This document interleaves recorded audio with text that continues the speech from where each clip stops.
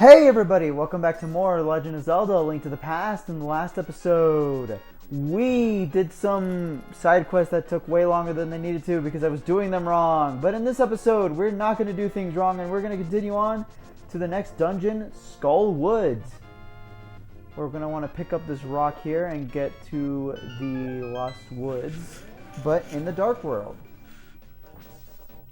You can see on my top UI that I ended up off-screening getting some upgrading my arrows to the max and almost upgraded my bombs to the max. I need to hold 20 more bombs as to get the max with that, but I don't have enough rupees for that, so we're gonna have to wait till later.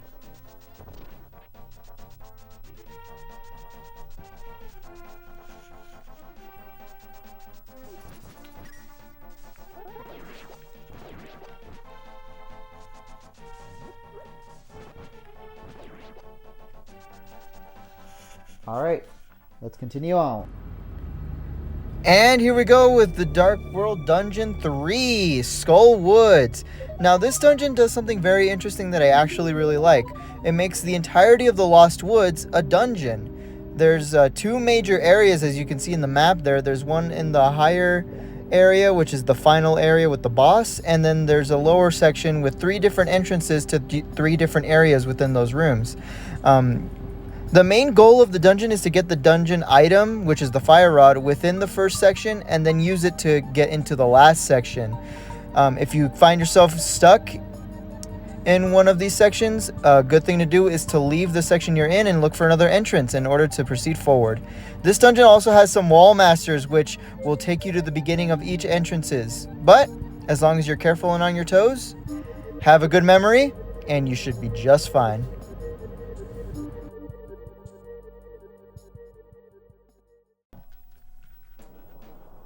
Now, the outside is part of the dungeon because this dungeon has like three different entrances, yeah.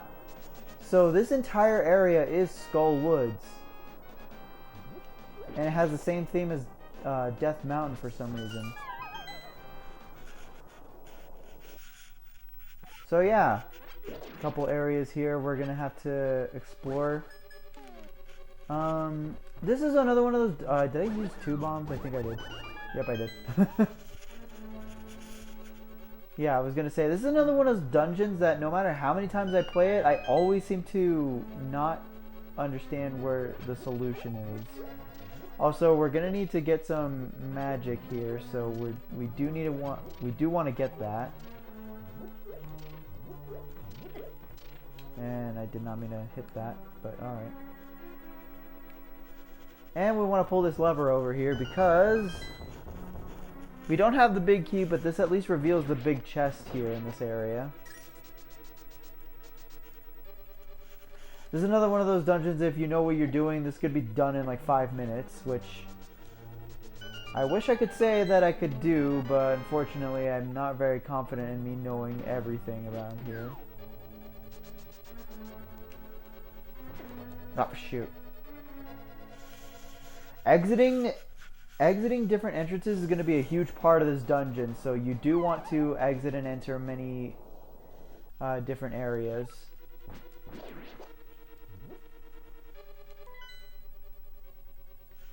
Because as you can see, this dungeon is pretty big compared to the other ones we've seen so far, so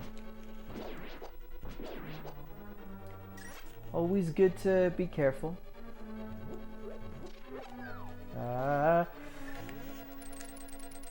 Alright, there we go. Nice. A little trick there that I just showed off is that during your whoa! Jeez, man. Your extending hookshot animation, you're completely invincible to everything around you, so if you're ever in a tight spot like that, just try to make it so that your hookshot will extend as far as possible, so you're in that animation as long as possible. And time it right, and hopefully you won't get hurt, just like I did right there. And here we have Gibdos. Now Gibdos take a whole ton of hits, but if you were to use an item that we're going to get later on in this dungeon on them, which is why they're giving us a bunch of magic here. They will go down in one hit, so. Oh, and there we go. There's the introduction to floor masters. Or wall masters, excuse me. It's kind of weird because the ones that are trying to... The ones that are coming out of the walls in the first game are called floor masters, but the ones that slam down onto the floor in later games, like in Ocarina of Time or in this game, are called wall masters. Maybe like a developer inside joke or something? I don't know. I never got that, but jeez. Yeah, these Gibdos hit like a freaking truck, just like they do in the first game. Every game that they're in, Gibdos seem to be those enemies that never die and do a lot of damage. Terrible combination.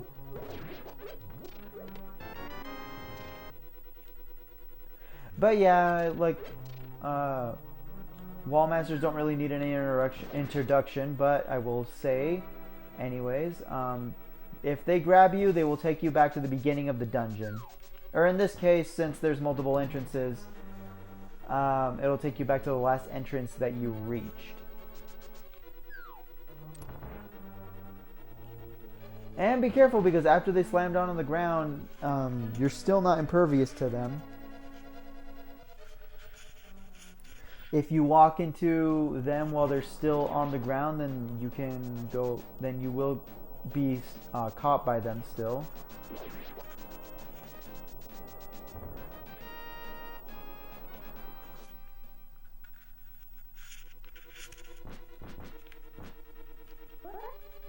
Okay. Oh, shoot! Go away. I'm gonna die if I'm not careful here, so. Best to be cautious. Okay, I don't know if we need anything to do this way. I don't believe so. I never really found out how legitimately to get through that door.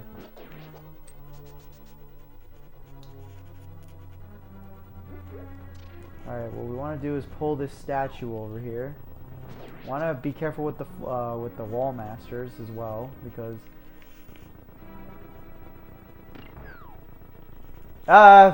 if you're not careful, then that can almost happen. Luckily, I didn't get caught by them.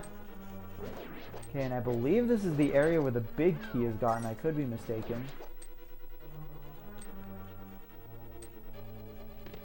I am not mistaken. This is the big key. Hooray! Alright, thank God for this, because I really need some health. Oh, no!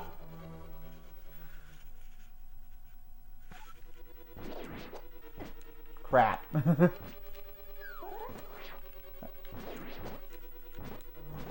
Well, it wouldn't be a complete Zelda Let's Play without me being grabbed by the Wall Master at least once. Twice. Luckily, though, they don't seem to do any damage. They're just inconvenience more than anything. If I could freaking go... Jeez! My God.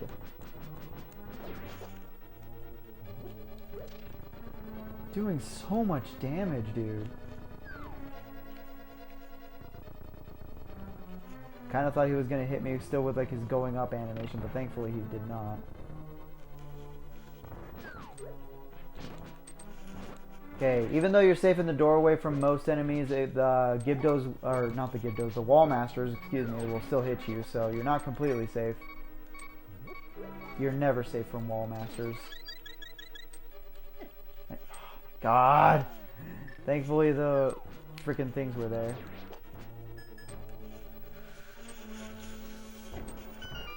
I was far away enough, come on. And that was all I was aching about. Alright, fine then.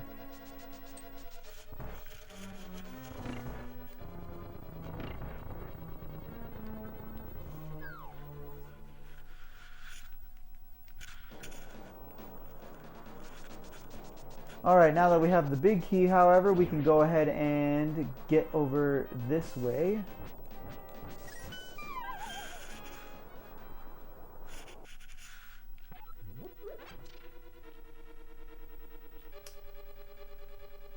Okay, we want to actually make it so that we're not being blocked off here. Oh, that was cheap. Come on.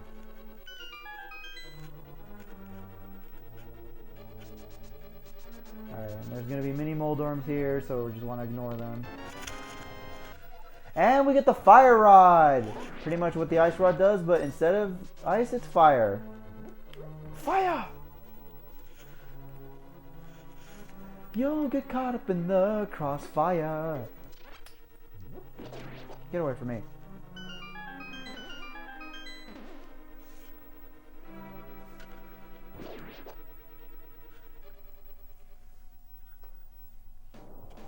Alright, now that we have the Fire Rod, instead of going to any of the other entrances that we see there, I believe what we want to do is actually exit the Lost Woods and go in through the other side. Oh, shoot. That's not what I wanted to do, but alright. Unfortunately, since it was a whole area instead of like a normal entrance, I actually do have to go somewhere else to exit.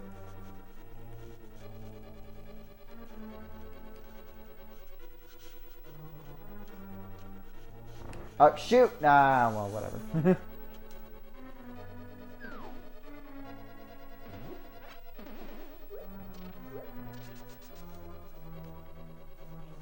Okay, let's see.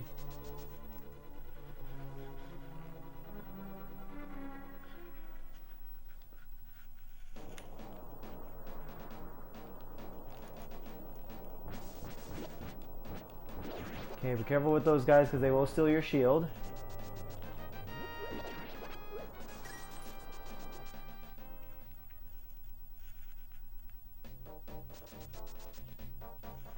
Alright, and I believe you want to enter through this side of the Lost Woods, or Skull Woods as it is in the Dark World.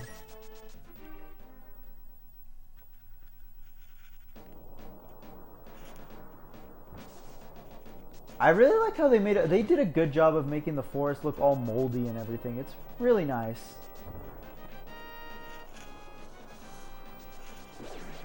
Okay, go away.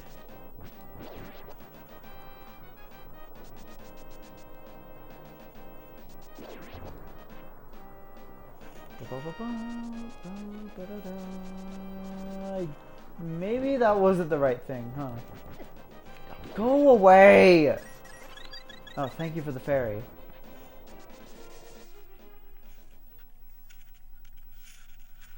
Okay, maybe that wasn't the right thing. Oh, gosh.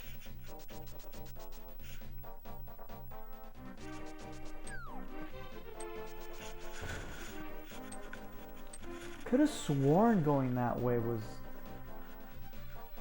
what you're supposed to do after getting the Fire Rod, but might be misremembering. I don't know why I pulled up the map. It's not like that's gonna help. No,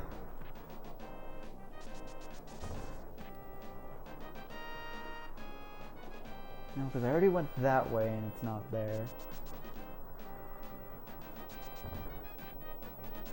Which way do I go, actually? I know there's another area you have to reach here in the Skull Woods now that you have the Fire Rod. Challenge is actually getting there. Go away.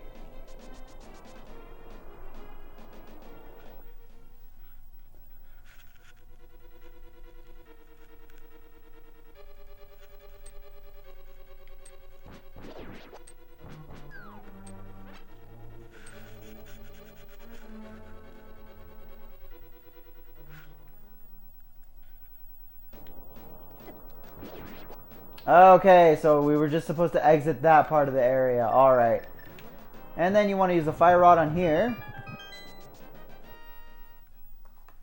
And now you're pretty much in the back end of the dungeon.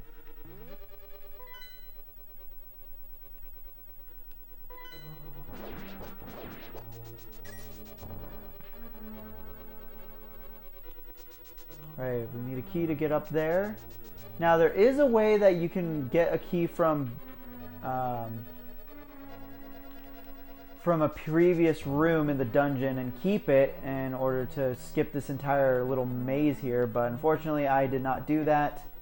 So I have to go through the freaking invisible maze. Hooray.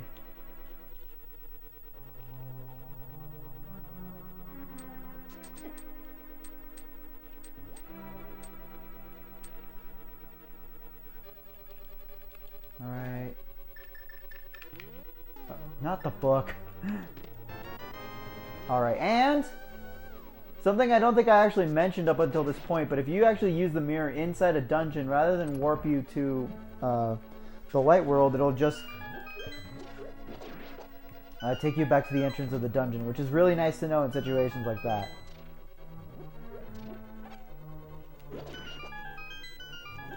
Right, and then you want to just switch over the holes. And this area of the dungeon is very interesting. You want to take out the Gibdos first and foremost so they don't bother you.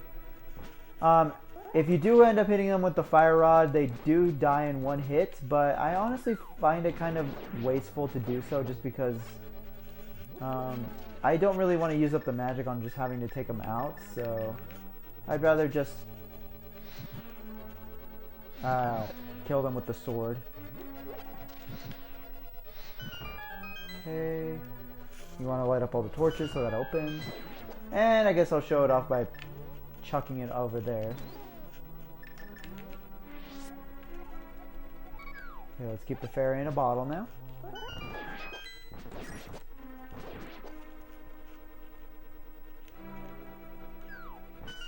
Okay, there we go. Yeah, we just want to cut those ropes there.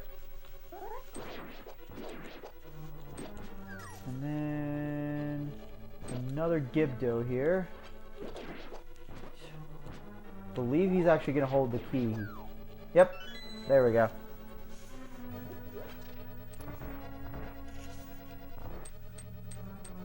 And down here is going to be the boss. Meet Mothula! This boss is actually really difficult, but the good bee, this is the only boss that it actually works on, which I guess it's because it's a bug-based boss then, yeah. So I'm going to see how well it works here. This boss is really difficult, not really because of Mothula itself. He sent my bee off to oblivion! For that, you must die. But yeah, not just Mothula herself, but also the spikes coming out from the walls are really annoying to avoid. Since this is the item that you got in the dungeon, you do want to use the fire rod for increased damage.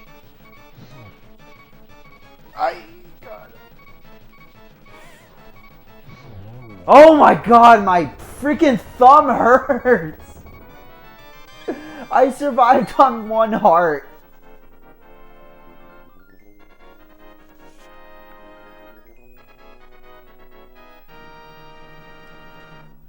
Oh my gosh.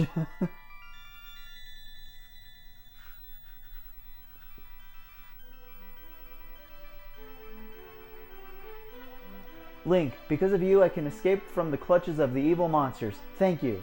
Do you know the prophecy of the Great Cataclysm? This is the way I heard it. If a person who has an evil heart gets the Triforce, a hero is destined to appear. And he alone must face the person who began the Great Cataclysm. If the evil one destroys the hero, nothing can save the world from his wicked reign. Only a person of the Knights of Hyrule who protected the royalty of Hylia can become the hero. You are of their bloodline, aren't you? Then you must rescue Zelda without fail. May the way of the hero lead to the Triforce. Alright, and with that, we've now defeated Dungeon 3 and gotten the third pen and the third crystal. Next time on The Legend of Zelda: A Link to the Past, we're going to continue on to Dungeon 6!